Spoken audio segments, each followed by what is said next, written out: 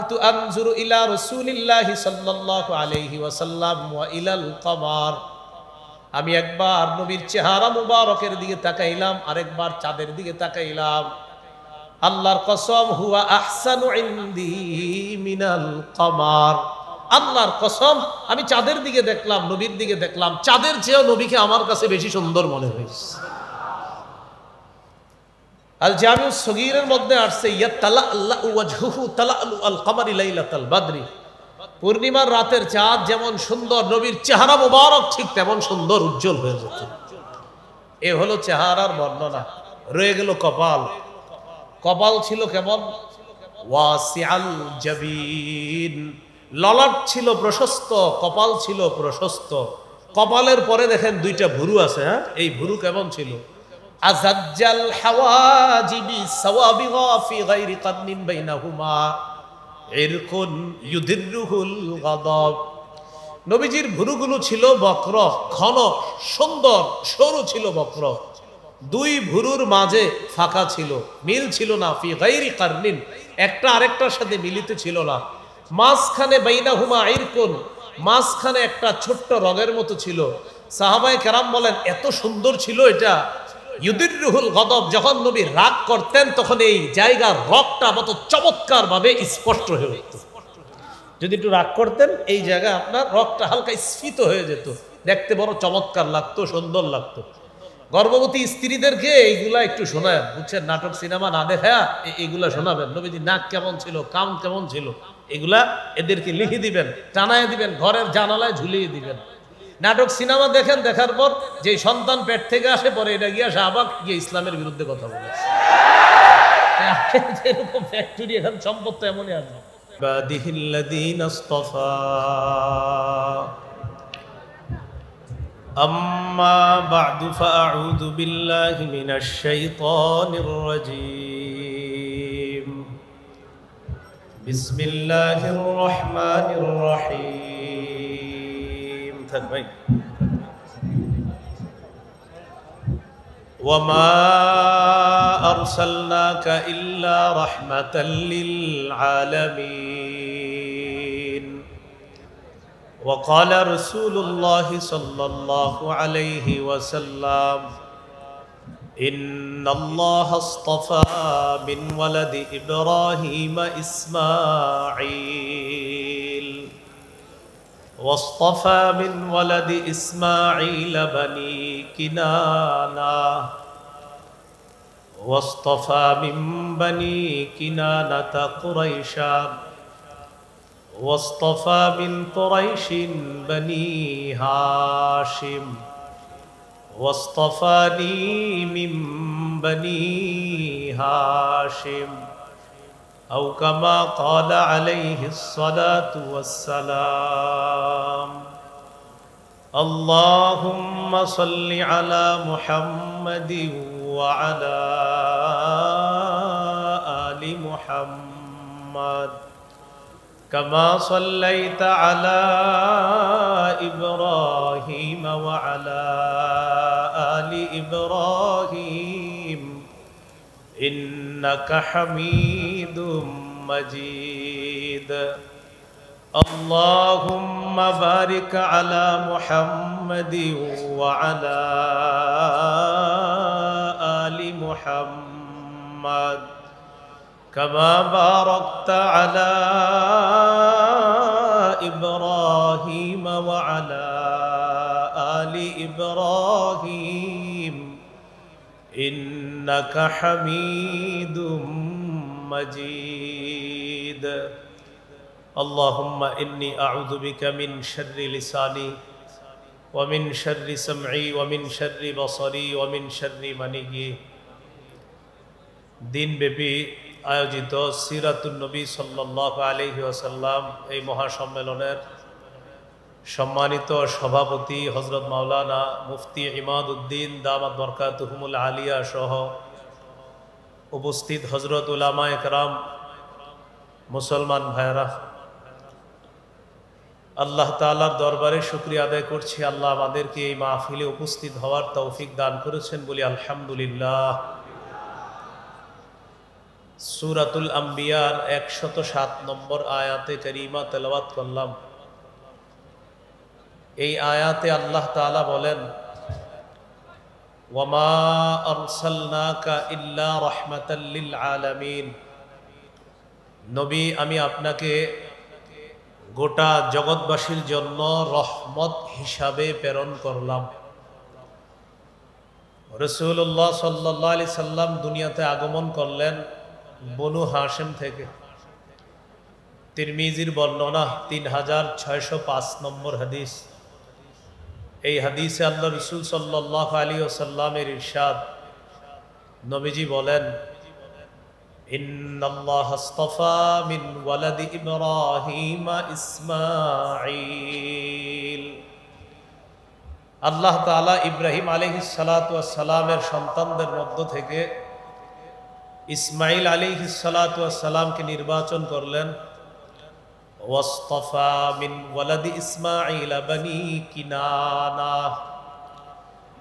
ইসমাঈল আলাইহিস সালাতু ওয়াস সালামের বংশ থেকে বনি কেনানা গোত্রকে নির্বাচন করলেন।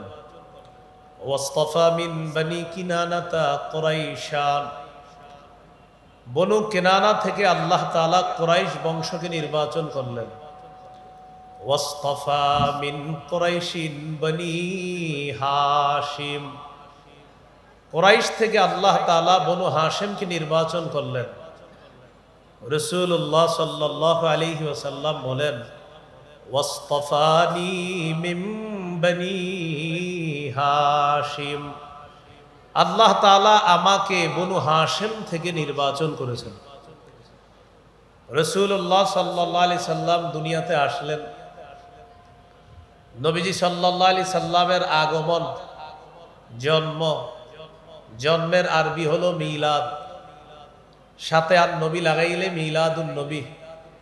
এখানে আর নবী দ্বারা উদ্দেশ্য মুহাম্মদ সাল্লাল্লাহু আলাইহি ওয়াসাল্লাম। পুরাটার অর্থ দাঁড়ায় মুহাম্মদ সাল্লাল্লাহু আলাইহি ওয়াসাল্লামের জন্ম। তিনি আসলেন পৃথিবীতে। তাকে দেখতে কেমন মনে হতো এক বাক্যে যদি বলা হয়, তিরমিজির বর্ণনা 3637 নম্বর হাদিস, 3637। এই হাদিসের মধ্যে আছে, কানা রাসূলুল্লাহ সাল্লাল্লাহু আলাইহি ওয়াসাল্লাম আবিয়াদা কান্নামা সিগা মিন ফিদ্দা। রাসূলুল্লাহ সাল্লাল্লাহু আলাইহি ওয়াসাল্লাম এত সুন্দর ছিলেন, দেখলে মনে হতো যেন তাকে রূপা দিয়ে গঠন করা হয়েছে। রাসূলুল্লাহ সাল্লাল্লাহু আলাইহি ওয়াসাল্লামের মাথা কেমন ছিল? আল জামিউস সগীর হাদিসের কিতাব 6452 নম্বর হাদিস। এই হাদিসের মধ্যে আছে, কানা রাসূলুল্লাহ সাল্লাল্লাহু আলাইহি ওয়াসাল্লাম যখমার রাসি। রাসূলুল্লাহ সাল্লাল্লাহু আলাইহি ওয়াসাল্লামের মাথা তুলনামূলক একটু বড় ছিল, দেখতে অনেক সুন্দর লাগতো। মাথার চুলগুলো কেমন ছিল? ঘন নাকি পাতলা? জাওয়াইদুল মুসনাদ 944 নম্বর হাদিস। কানা রাসূলুল্লাহ সাল্লাল্লাহু আলাইহি ওয়াসাল্লাম কাসীরা শা'রির রাসি। রাসূলুল্লাহ সাল্লাল্লাহু আলাইহি ওয়াসাল্লামের চুলগুলো ছিল ঘন। চুল কি লম্বা ছিল নাকি কোকড়ানো ছিল? সহিহ মুসলিমের বর্ণনা 2347 নম্বর হাদিস। আমাদের মাদ্রাসার পাঠ্যপুস্তক অনুসারে মোট হাদিস সংখ্যা হবে 3033টা। এটাই আন্তর্জাতিক রকম। এই হাদিসের বর্ণনাকারী আনাস ইবনু মালিক রাদিয়াল্লাহু তাআলা আন, তিনি বলেন, লা বিল জাদিল কাতিতি ওয়ালা বিসসাবতি। রাসূলুল্লাহ সাল্লাল্লাহু আলাইহি সাল্লামের চুলগুলো একেবারে কোকড়ানো ছিল না, আবার একেবারে সরু লম্বা ছিল না। তাহলে কেমন ছিল? এটা আরেক হাদিস থেকে জানি। আল জামিউস সগীর হাদিসের কিতাব 6475 নম্বর হাদিস। হাদিসের বর্ণনাকারী আবু হুরায়রা রাদিয়াল্লাহু তাআলা আন, তিনি বলেন, আন আবি হুরায়রা রাদিয়াল্লাহু তাআলা আনহু قال কানা রাসূলুল্লাহ সাল্লাল্লাহু আলাইহি ওয়াসাল্লাম রাজিলার রাস। রাসূলুল্লাহ সাল্লাল্লাহু আলাইহি সাল্লামের চুলগুলা ঈষৎ ঢেউ খেলানো ছিল, দেখলে মনে হতো চুলগুলা ঢেউ খেলতেছে, এমন ছিল। ইন ইনফারাকাত আতীকাতুহু ফারাকা ওয়া ইল্লা ফালা। চুলের সামনে যদি অনায়াসে সিঁথি কাটতো তাহলে নবীজি চুলগুলা সিঁথি কাটতেন, অন্যথায় চুল সিঁথি করতেন না। অনায়াসে সিঁথি কাটলে সিঁথি কাটতেন। قد شمط مقدم رأسه ولحيته। চুলের সামনের কিছু অংশ আর দাড়ির কিছু অংশ পেকে গিয়েছিল। এই দাড়ি পাকা আর চুল পাকাগুলা ইদাদ দাহানা যদি তেল দিতেন লাম ইয়াতাবায়্যান, তাহলে পাকা দাড়ি পাকা চুল দেখা যেত না। ওয়া ইদা শাইসা তাবায়্যানা, আর যদি চুলগুলা একটু অগোছালো হতো তাহলে ওই সাদা দাড়ি আর চুল একটু স্পষ্ট হতো, সেটা দেখা যেত। এই হলো রাসূল সাল্লাল্লাহু আলাইহি ওয়াসাল্লামের চুলের বর্ণনা। চুলের পরিমাপ কতটুকু ছিল এই ব্যাপারে ওলামায়ে কেরাম সবাই এখানে, আমি আপনাদের কিন্তু বলতেও পারি না। ওলামায়ে কেরাম ছাড়া অন্য যারা আছে আপনারা তিনটা শব্দ মনে রাখবেন। 1 নম্বর ওয়াফরাহ, 2 নম্বর লিম্মাহ, 3 নম্বর জুম্মাহ। কানের অর্ধেক পর্যন্ত চুল, এটা হলো ওয়াফরাহ। 2 কান আর কাঁধের মাঝামাঝি চুল, এটা হলো লিম্মাহ। কাঁধ পর্যন্ত চুল, এটা হলো জুম্মাহ। হাদিস থেকেই চলেন, তিনটা চুলের পরিমাপ জেনে নেই। সহিহ মুসলিমের বর্ণনা 2344 নম্বর হাদিস। এই হাদিসের মধ্যে আছে কানা শারু রাসূলিল্লাহি সাল্লাল্লাহু আলাইহি ওয়াসাল্লাম ইলা আনসাফি উযুনাই। রাসূলুল্লাহ সাল্লাল্লাহু আলাইহি সাল্লামের চুলগুলো ছিল কানের অর্ধেক পর্যন্ত। বলেন তো এটাকে কি বলা হয়? ওয়াফরাহ। সহিহ বুখারীর বর্ণনা 5905 নম্বর হাদিস। এই হাদিসের বর্ণনাকারী কাতাদা রাদিয়াল্লাহু তাআলা তিনি বলেন, সাআলতু আনাস ইবনে মালিক রাদিয়াল্লাহু তাআলা আন শা'রি রাসূলিল্লাহি সাল্লাল্লাহু আলাইহি ওয়াসাল্লাম। আমি নবীজির সাহাবী, নবীজির খাদেম, 10 বছরের খাদেম হযরত আনাসকে জিজ্ঞাসা করলাম, নবীজির চুলগুলো কেমন ছিল একটু বলেন তো। হযরত আনাস রাদিয়াল্লাহু তাআলা আনহু জবাব দিলেন, লা বিসাবতি ওয়ালাল জাদি। একেবারে সরু লম্বা ছিল না, আবার কোকড়ানো ছিল না। কেমন ছিল চুলগুলা? বাইনা উযুনাইহি ওয়া আতিকি। নবীজির চুল মুবারক গুলো ছিল 2 কান আর কাঁধের মাঝামাঝি, এটাকে বলা হয় লিম্মা। রয়ে গেল জুম্মা। সহিহ বুখারীর বর্ণনা 5904 নম্বর হাদিস। এই হাদিসের মধ্যে আছে কানা ইয়াদরিবু শা'রু রাসূলিল্লাহি সাল্লাল্লাহু আলাইহি ওয়াসাল্লাম মানকিবাই। রাসূলুল্লাহ সাল্লাল্লাহু আলাইহি সাল্লামের চুল মুবারক কাঁধ পর্যন্ত লম্বা হতো মাঝে মাঝে, এটাকে বলা হয় জুম্মা। এই হলো রাসূল সাল্লাল্লাহু আলাইহি সাল্লামের চুলের পরিমাপ। এবার মাথার পরে আমরা আসি চেহারা মুবারক কেমন ছিল। রাসূলুল্লাহ সাল্লাল্লাহু আলাইহি সাল্লামের চেহারা মুবারক কেমন ছিল এক কথায় বললে সহিহ বুখারীর বর্ণনা 3549 নম্বর হাদিস। এই হাদিসের মধ্যে আছে কানা রাসূলুল্লাহ সাল্লাল্লাহু আলাইহি ওয়াসাল্লাম আহসানান নাসি ওয়াজহা। রাসূলুল্লাহ সাল্লাল্লাহু আলাইহি ওয়াসাল্লামের চেহারা মুবারক মানুষের মধ্যে সর্বাপেক্ষা সুন্দর ছিল, সবচেয়ে সুন্দর ছিলেন তিনি। তিরমিজির বর্ণনা 3006 আনজুরু ইলা রাসূলিল্লাহি সাল্লাল্লাহু আলাইহি ওয়াসাল্লাম ওয়া ইলাল কমার।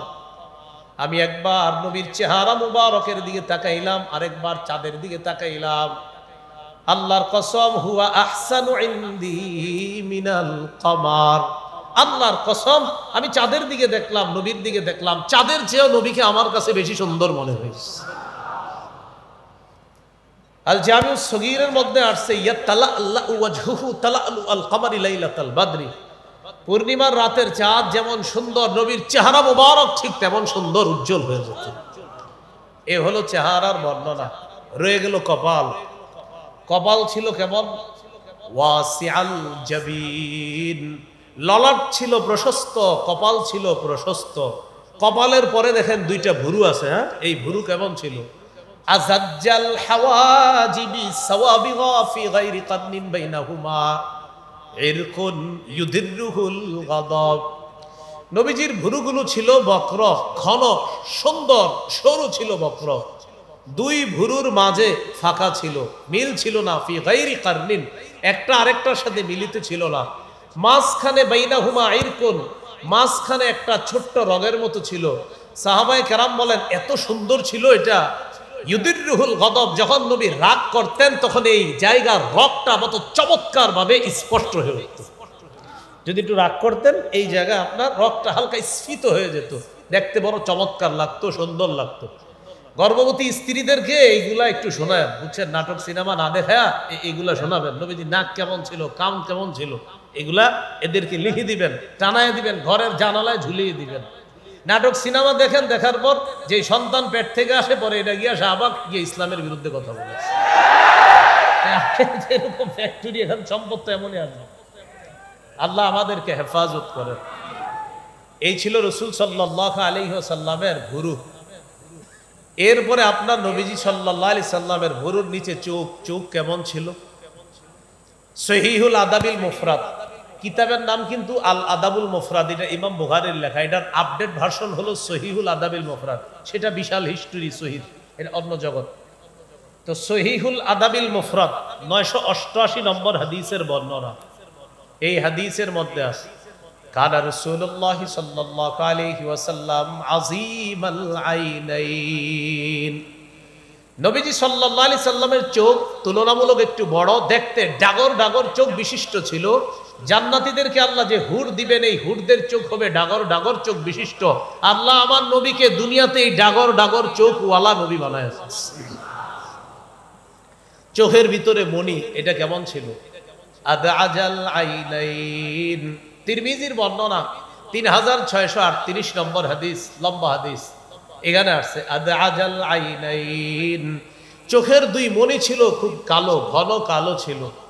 জাবির ইবনে সামুরা রাদিয়াল্লাহু তাআলা আনহু বলেন, রাআইতু রাসূলুল্লাহ সাল্লাল্লাহু আলাইহি ওয়াসাল্লাম, আমি আল্লাহ নবীকে দেখলাম, দেখার পর মনে মনে বললাম, কুলতু আকহালাল আইনাইন, নবীর চোখ মুবারক দেখে আমার মনে হলো চোখের মধ্যে সুরমা লাগানো।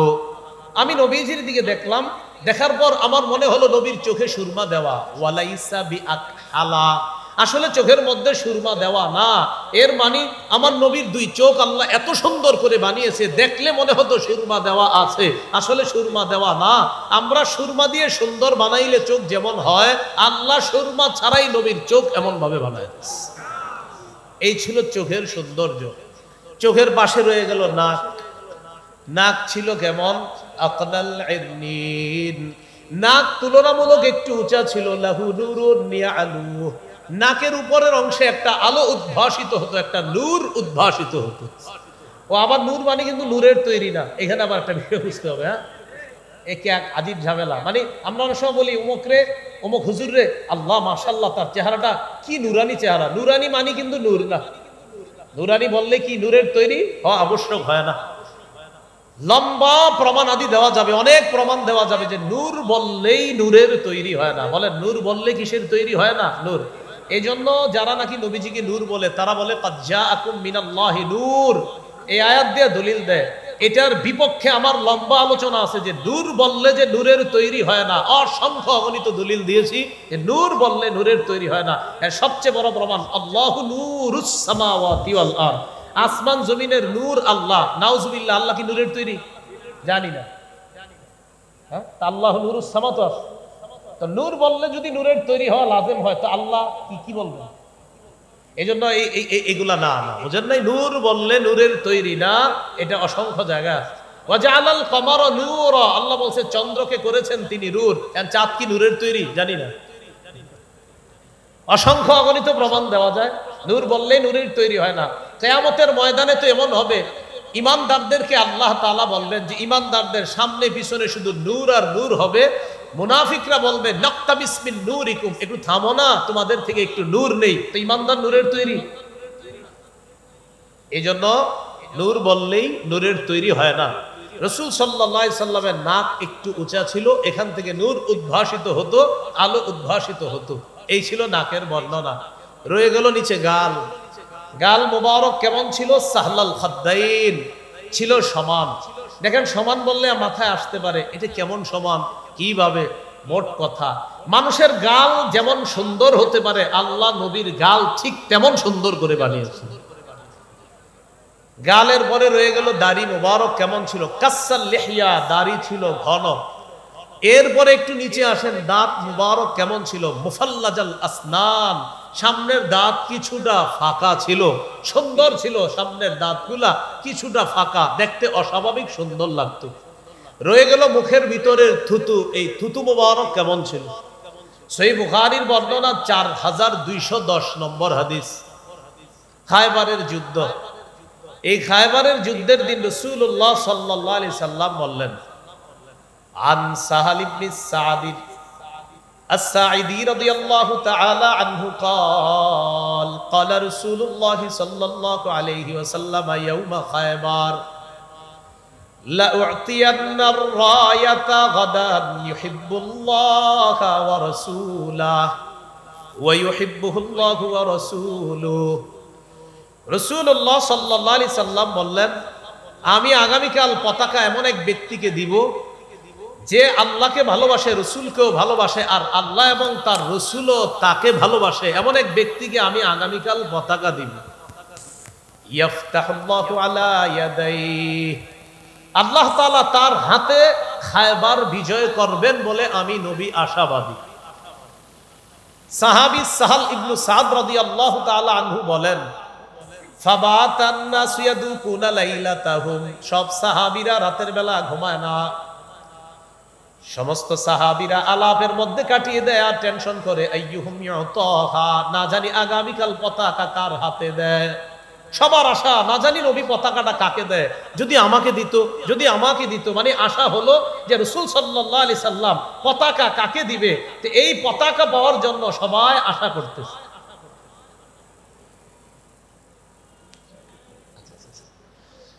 তো আলী ইবনে আবি তালেব রাদিয়াল্লাহু তাআলা আনহুকে পতাকা দিবেন রাসূল সাল্লাল্লাহু আলাইহি ওয়াসাল্লাম।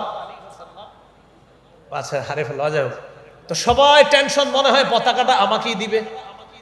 পরের দিন সবাই নবীজি সাল্লাল্লাহু আলাইহি সাল্লামের সামনে আসছে। আসার পর রাসূলুল্লাহ সাল্লাল্লাহু আলাইহি সাল্লাম বললেন, আইনা আলী ইবনে আবি তালেব, আচ্ছা আলী কোথায়? এই কথা বলার পর সাহাবায়ে কেরাম জবাব দিলেন, ইশতাকি আইনাই, হুজুর আলীর তো চোখে সমস্যা। নবীজি বললেন, তার কাছে লোক পাঠাও, ডাকো। আলী রাদিয়াল্লাহু তাআলা আনহুকে ডাকলেন। ডাকার পর ফাবাসাকা রাসূলুল্লাহ সাল্লাল্লাহু আলাইহি ওয়াসাল্লাম ফি আইনাইহি, রাসূলুল্লাহ সাল্লাল্লাহু আলাইহি সাল্লাম তার দুই চোখের মধ্যে থুতু দিয়ে দিলেন। থুতু দেওয়ার সাথে সাথে হযরত আলী চোখ দুইটা ভালো হয়ে গেছে। সাহাবী বলেন, এমন ভালো হলো যেন তার চোখের মধ্যে কোনো সমস্যাই কখনো ছিল না, এমন ভালো হয়ে গেল তার দুই চোখ। এই ছিল রাসূল সাল্লাল্লাহু আলাইহি ওয়াসাল্লামের থুতু মুবারক। তো যাই হোক, রাসূলুল্লাহ সাল্লাল্লাহু আলাইহি ওয়াসাল্লামের জীবনী নিয়ে আলোচনা চলতে থাকবে ইনশাআল্লাহ। বড় বড় উলামায়ে কেরাম আলোচনা করবে ইনশাআল্লাহ। আজকে অন্তত যতটুকু জানলাম যে রাসূল সাল্লাল্লাহু আলাইহি সাল্লাম জন্মের পরে তিনি কেমন ছিলেন, দেখতে কতটা সুন্দর ছিলেন, এই বর্ণনা জানলাম। সর্বশেষ কথা, মিলাদ অর্থ জন্ম, মিলাদুন নবী অর্থ মুহাম্মদ সাল্লাল্লাহু আলাইহি সাল্লামের জন্ম। মিলাদ বললে যেন কারো মাথায় এটা না আসে যে মিলাদ মানি কিছু নাচানাচি আর কিছু করার পর একটা মুনাজাত হবে, এরপর কিছু বিতরণ হবে আর খাবো। মিলাদ মানি কিন্তু এটা না। মিলাদ মানি মুহাম্মদ সাল্লাল্লাহু আলাইহি সাল্লামের জন্ম, এই কথাটা সবাই মাথায় রাখবো। আরেকটা হলো সিরাত, নবীজির জীবনী। যাই হোক, আল্লাহ রাসূল সাল্লাল্লাহু আলাইহি সাল্লামের জীবনী যেন আমরা আমাদের জীবনে বাস্তবায়ন করতে পারি, আল্লাহ তৌফিক দান করেন। সুবহানাল্লাহি ওয়া বিহামদিহি, সুবহানাকাল্লাহুম্মা ওয়া বিহামদিকা আশহাদু আল্লা ইলাহা ইল্লা আনতা আস্তাগফিরুকা ওয়া আতুবু ইলাইক। আমিন ওয়া আখিরু দাওয়ানা আলহামদুলিল্লাহি রাব্বিল আলামিন। আসসালামু আলাইকুম ওয়া রাহমাতুল্লাহ। সম্মানিত উপস্থিতি, এই পর্যায়ে আপনাদের সামনে